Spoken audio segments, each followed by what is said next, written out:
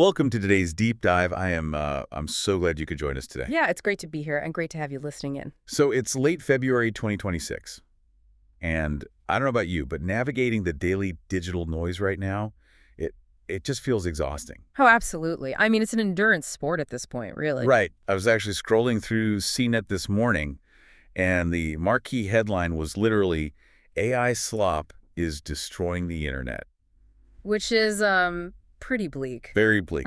But Oh, the kicker is, right below that dystopia, there was a totally earnest, comprehensive guide on how to optimize your prompts for the Nano Banana AI image generator. oh, right. The tool that's currently flooding everyone's social feeds with those hyper-saturated, weirdly glossy synthetic visuals. Exactly. And that juxtaposition just perfectly captures our modern media diet. We're drowning in this heavily saturated, algorithmically driven content, and at the same time, we're being given tutorials on how to manufacture more of it. It's a total paradox, and it really forces us to ask a necessary question about who or maybe what is actually architecting the culture we consume every single day. Because when algorithms determine visibility, the traditional concept of a curated culture just shifts into something far more industrialized. And that structural shift is exactly the focal point for today.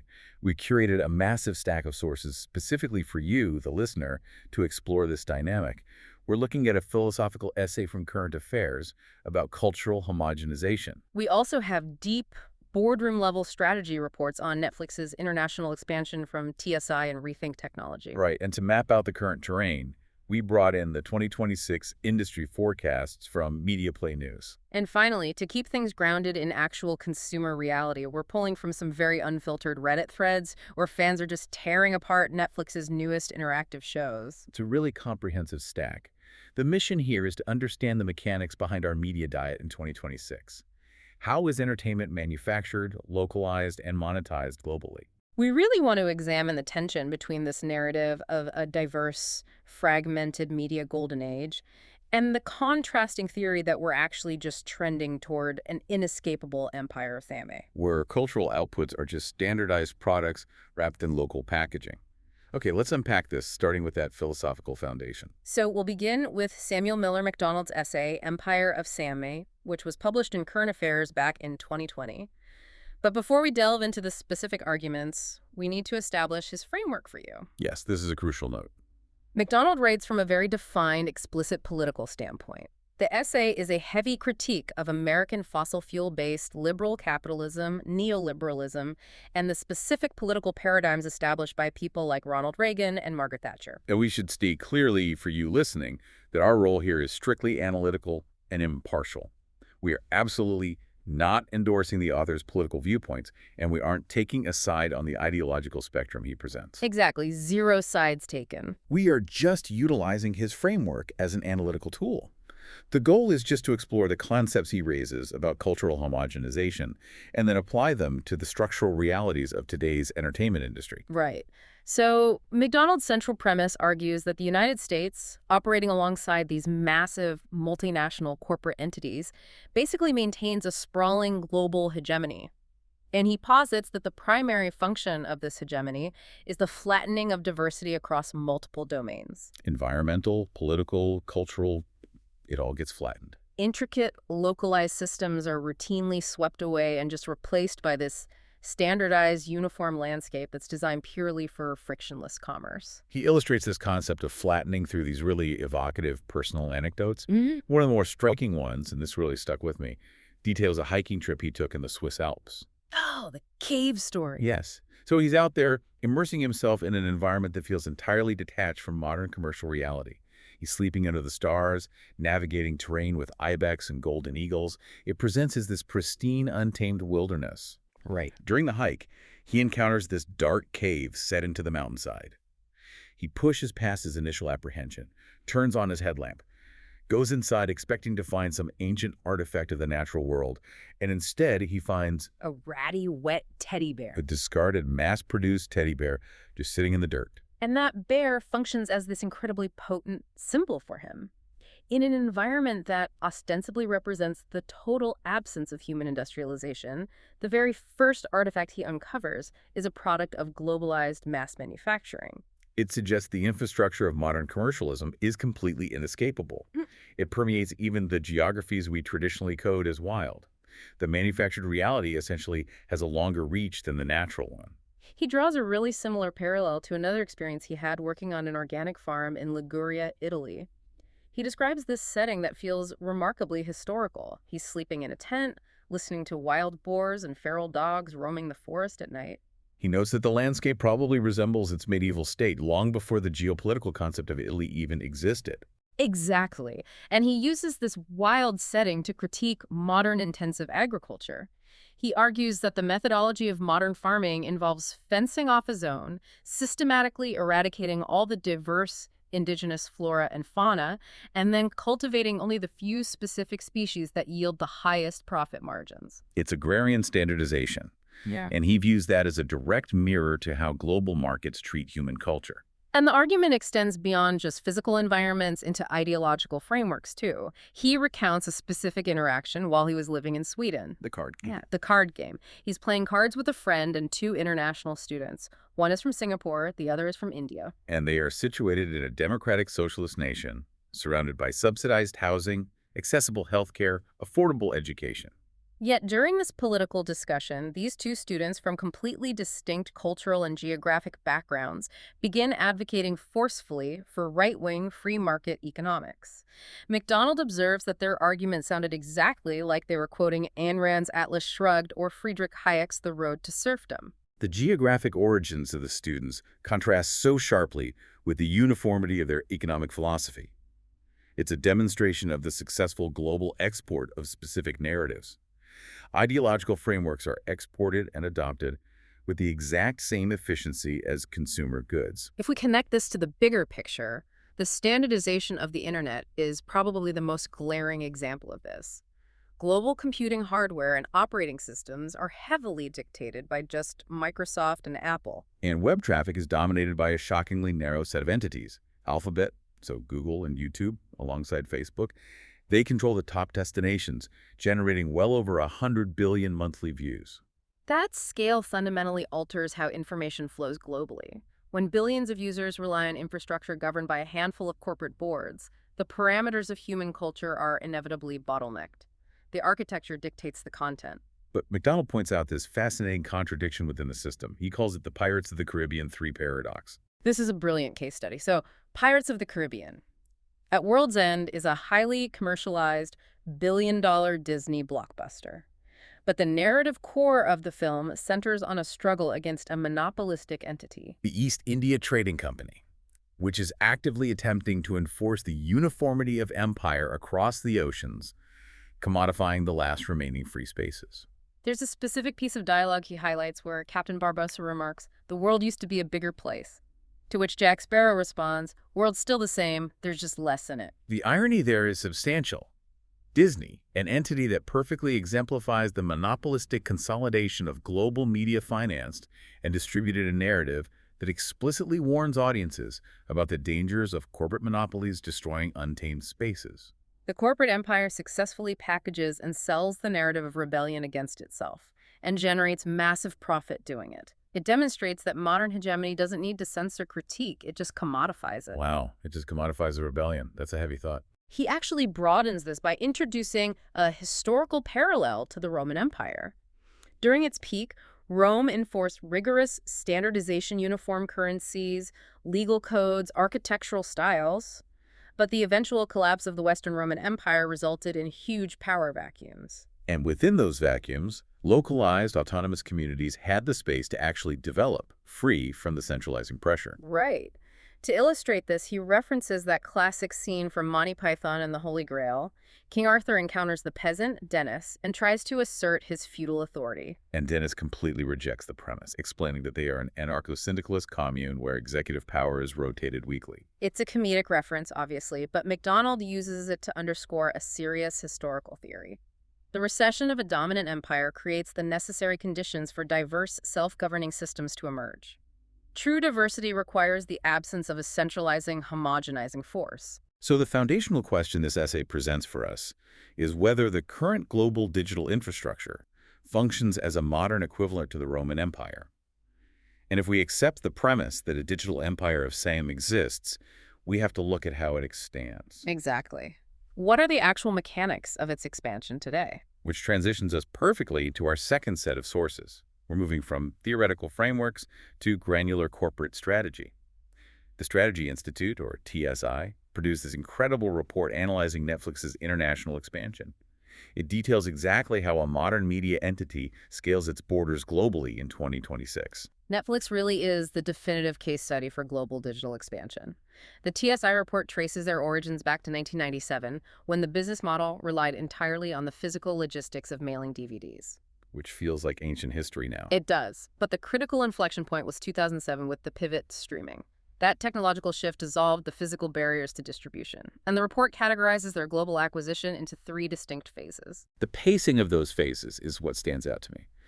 Phase 1 operated from 2010 to 2015. They started in Canada, and the market penetration was shockingly rapid. Within 12 months, they secured 1 million subscribers, which was roughly 3% of the total Canadian population. By 2014, adoption had reached nearly 30% of English-speaking Canadians. They subsequently expanded into Latin America and parts of Europe. It was a period of refining their logistical playbook in markets that had close cultural proximity to the U.S. And those lessons enabled Phase 2, from 2015 to 2017. This was the aggressive, simultaneous deployment. The defining moment was announcing expansion into 130 new countries concurrently. Including really complex, high-volume markets like India and South Korea. The strategy was pure territorial acquisition. Establish presence before localized streaming competitors could build infrastructure to block them. A massive digital land grab, which set the foundation for Phase 3 from 2017 to today. They're operational in over 190 countries, but the priority shifted to deep systemic localization. And the financial metrics demonstrate how effective it's been. The 2025 data shows a global base exceeding 325 million paid subscribers, generating $45.2 billion in annual revenue. But to evaluate whether Netflix is an agent of the empire of Sameness, or if they're fostering genuine diversity, we have to look at how they enter these markets. The TSI report details two models: direct entry and partnerships. Direct entry is traditional expansion. Netflix launches its platform, uses its centralized tech, and initially relies on its American content library.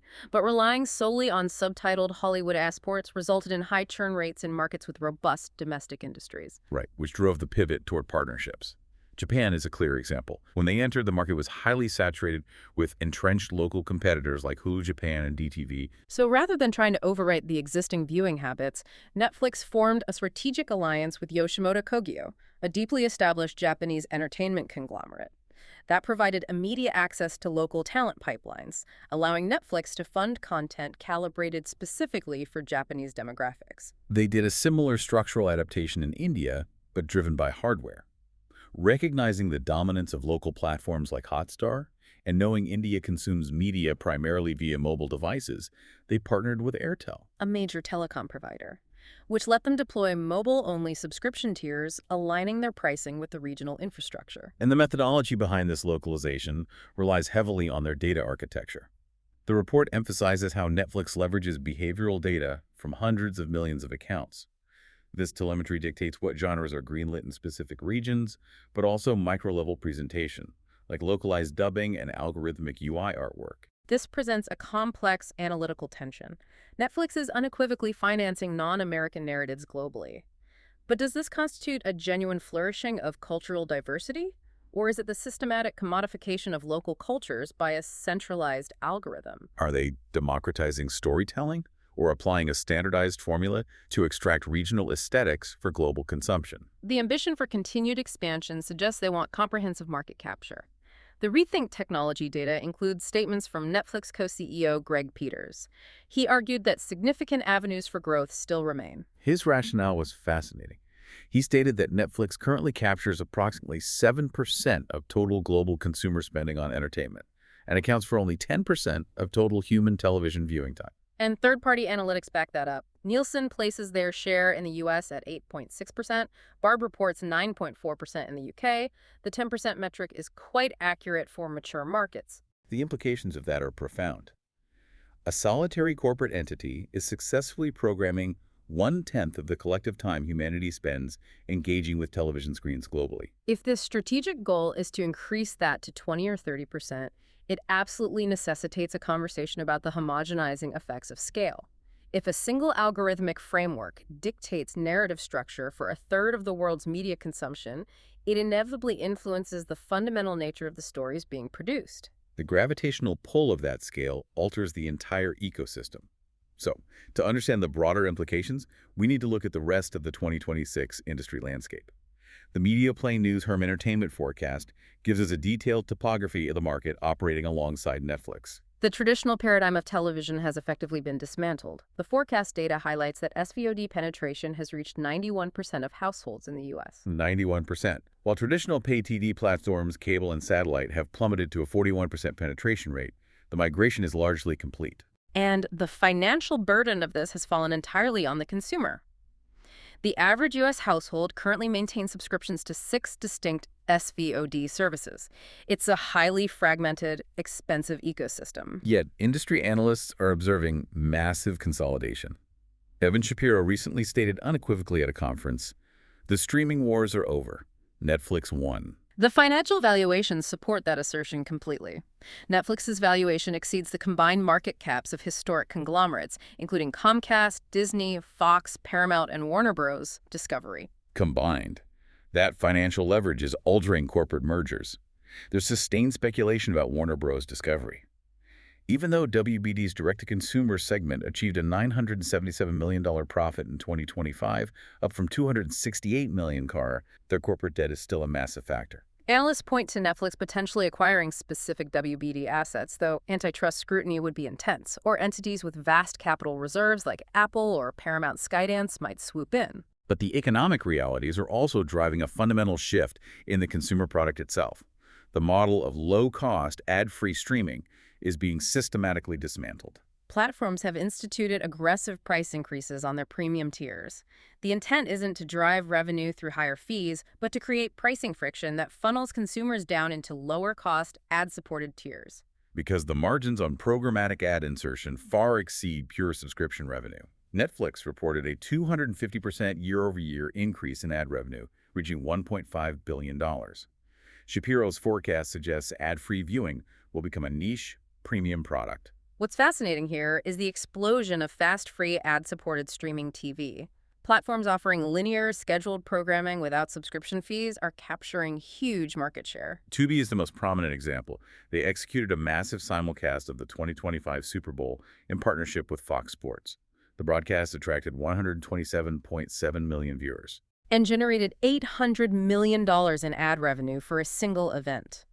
The integration of Tier 1 live sports into a FAST platform proves it's no longer just a repository for old reruns. It's a primary destination. The corporate infrastructure supporting FAST is consolidating too, like the merger between FilmRise and Shout, studios to form Radial Entertainment. But the analysis is incomplete without addressing YouTube and the affinity economy.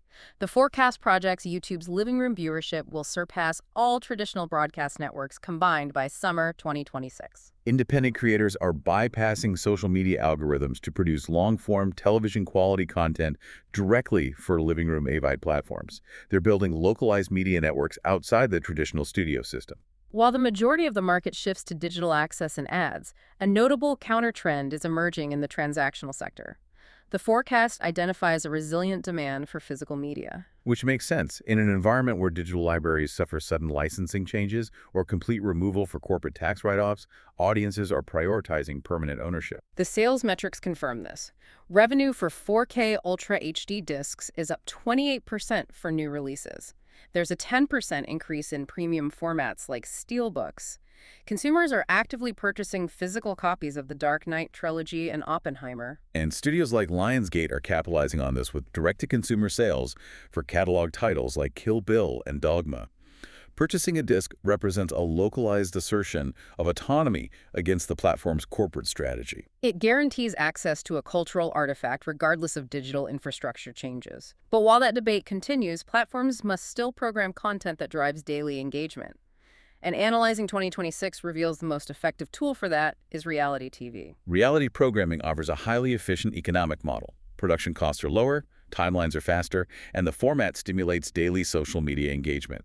Look at Peacock's Love Island USA. The viewership metrics were staggering. During the finale week, it was streamed by 1.88 million U.S. households, generating 4.4 billion viewing minutes in a single month.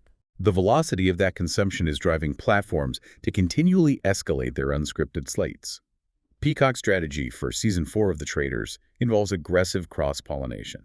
They cast Alan Cumming alongside figures like Dorinda Medley from Real Housewives, Colton Underwood from The Bachelor, and Bob the Drag Queen, engineered to amalgamate disparate audience segments. The genre's perceived value is so high that AMC recently launched All Reality, a standalone streaming tier for $4.99 a month with 2,500 hours of programming. Netflix's approach extends beyond traditional viewing. They're introducing gamification to increase platform retention, expanding their reality universe by integrating narrative video games based on franchises like Perfect Match or Too Hot to Handle 3. Users interact with digital avatars of real-world participants. It blurs the line between passive consumption and active engagement. And the pipeline of upcoming formats leans heavily into established IP. Netflix is developing Let's Marry Harry with Harry Jowsey. Max is leveraging the Friends' 30th anniversary with Fast Friends, an unscripted game show filmed inside reconstructed sets of the original apartments. And Netflix acquired the Roald Dahl catalog to develop The Golden Ticket, a huge physical competition series set inside a retro-futuristic Willy Wonka factory. The development of these high-concept shows introduces the challenge of global format adaptation. The strategy is to clone and localize the format for multiple markets. The current test case is the Korean unscripted hit, Physical 100. That show achieved global resonance by pitting athletes against each other in grueling challenges. And the localization process is active, physical. 100 Italy is in production, featuring rugby star Mirko Bergamasco, Olympic diver Tanya Cagnato, and gymnast Juri Cecchi. But monitoring user-generated discussions on Reddit regarding confirmed spin-offs, including a Swedish adaptation offering 1 million kronor and an American version in production, reveals significant consumer apprehension. The core of the Reddit debate centers on the tonal qualities of the original Korean production. Users highlight the profound respect, stoicism, and sportsmanship of the competitors. The anxiety regarding the American adaptation stems from a fear that the format will be subjected to the prevailing tropes of Western reality television. Commenters are worried the focus will shift from athletic mutual respect to manufactured interpersonal conflict and archetypal villains. This apprehension serves as a practical application of the empire of ends theory.